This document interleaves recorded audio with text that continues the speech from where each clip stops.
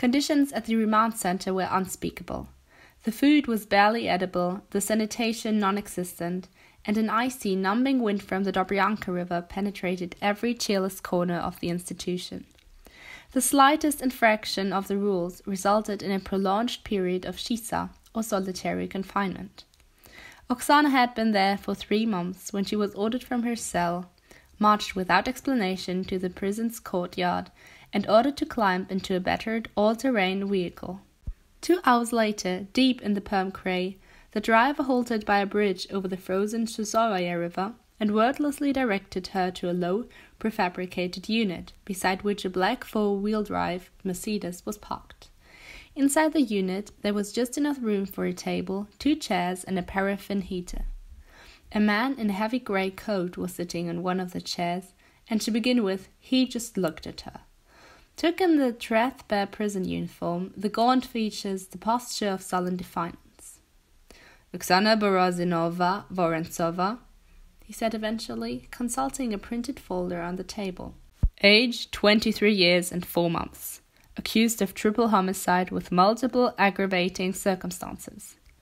She waited, staring out the window at a small square of snowy forest. The man was ordinary enough-looking, but she knew at a glance that this was not someone who could be manipulated. "In a fortnight's time you will face trial," he continued, "and you will be found guilty. There's no other conceivable outcome, and in theory you could be sentenced to death. At best, you'll spend the next 20 years of your life in a penal colony which will make Dobryanka look like a holiday resort." Her eyes remained blank. The man lit a cigarette, an imported brand, and offered her one. It would have bought her an extra helping of food for a week at the remand center, but Oksana refused it with a barely perceptible shake of the head. 3 men found dead, 1 with his throat slashed to the bone, 2 shot in the face. Not quite the behavior expected of a final-year linguistics student at Palmstop University. Unless, perhaps, she happened to be the daughter of a Spetsnaz close-quarter battle instructor. He drew on his cigarette. Quite a reputation he had, Senior Sergeant Boris Vorontsov. It didn't help him, though, when he fell out with the gangsters he was moonlighting for. A bullet in the back and left to die in the street like a dog.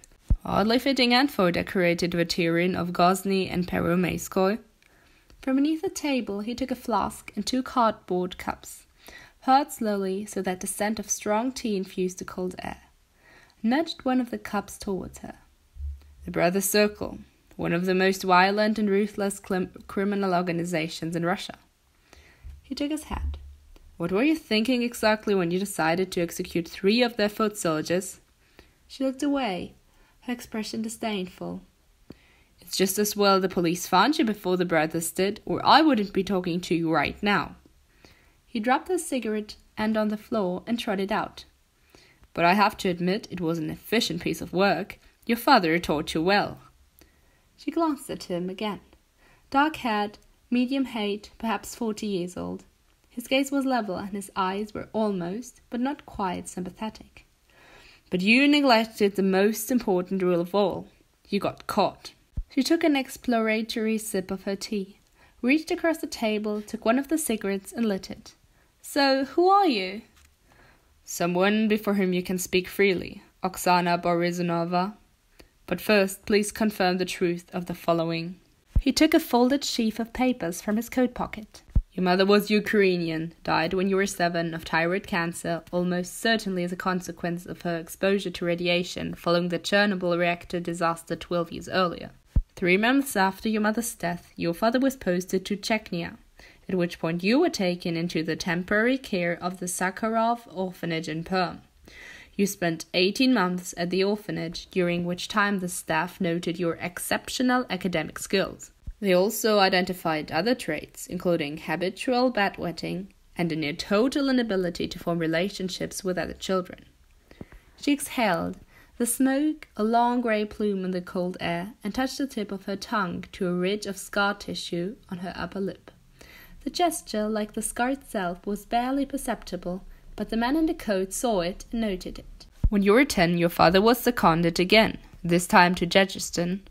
You returned to the Sakharov Orphanage, where after 3 months you were discovered setting fire to the dormitory block and transferred to the psychiatric unit of Municipal Hospital No. 4 in Perm.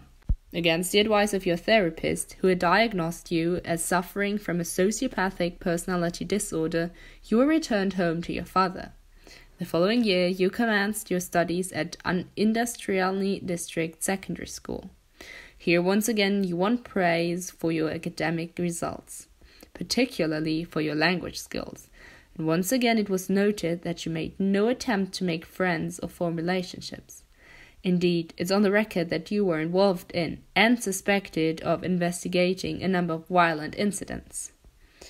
You did, however, form an attachment to your French teacher, a Miss Lenova, and became extremely agitated when you learned that she had been subjected to a serious sexual assault while waiting for a bus late at night.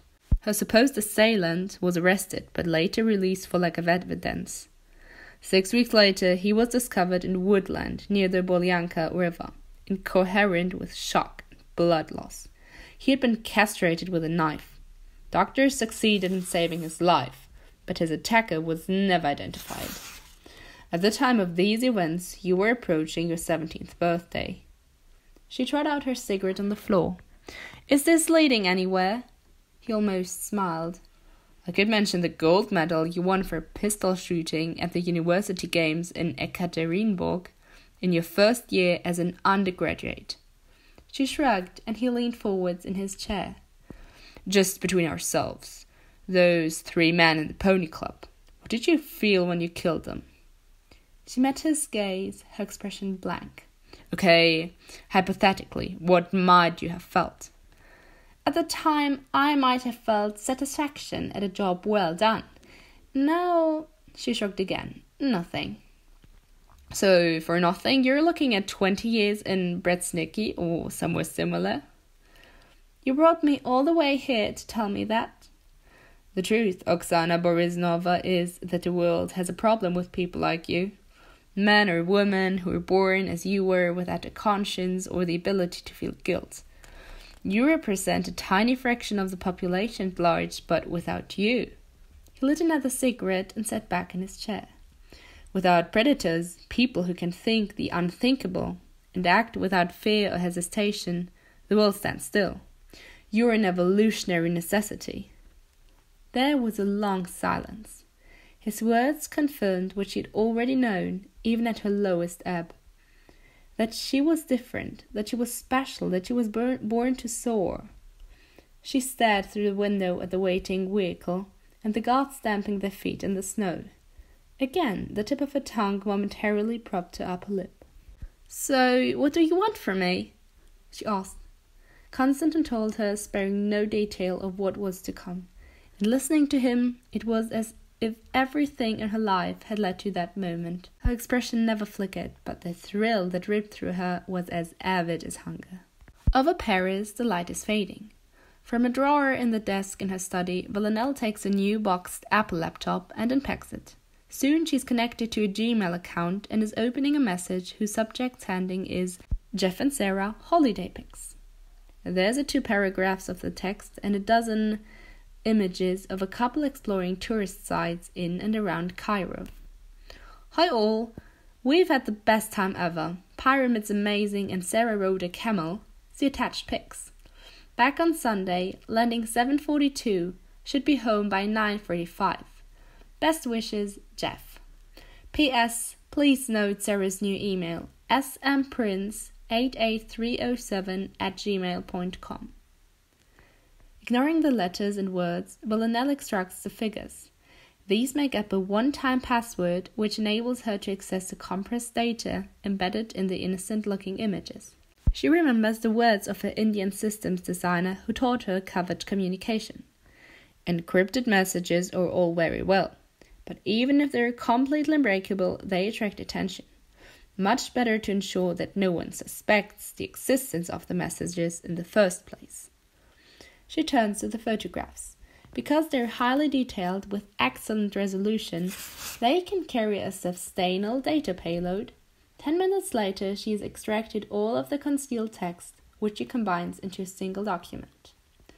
A second email headed Steve's Mobile has a briefer message, just a single phone number and 6 images of an amateur football game.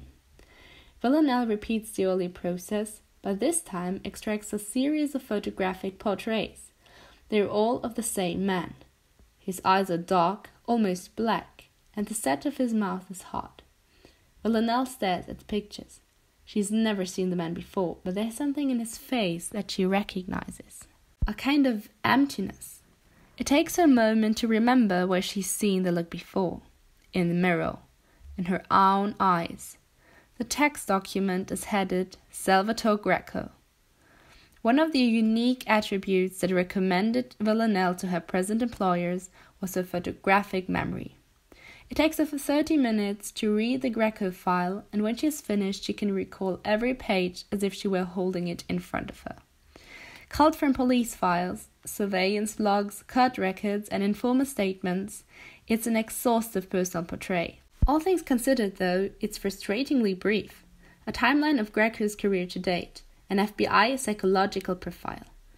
A breakdown, in large part hypothetical, of his domestic situation, personal habits, and sexual proclivities. A list of properties held in his name. An analysis of his own security arrangements. The portrait that emerges is of a man of austere tastes. Pathologically averse to public attention, he is extremely skilled at avoiding it, even in an area of mass communication. At the same time, his power stems in a large part from his reputation. In a region of the world where torture and murder are routine, Greco's ferocity sets him apart.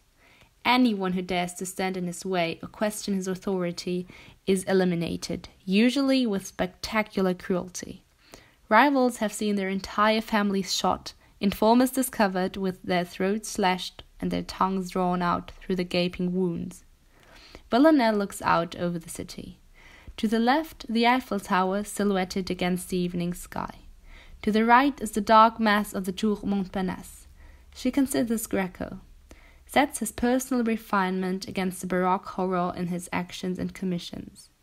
Is there any way she can turn this contradiction to her advantage? She rereads the document file, scanning each sentence for a possible entry. Greco's principal residence, a farmhouse in a hill village outside Palermo, is a fortress.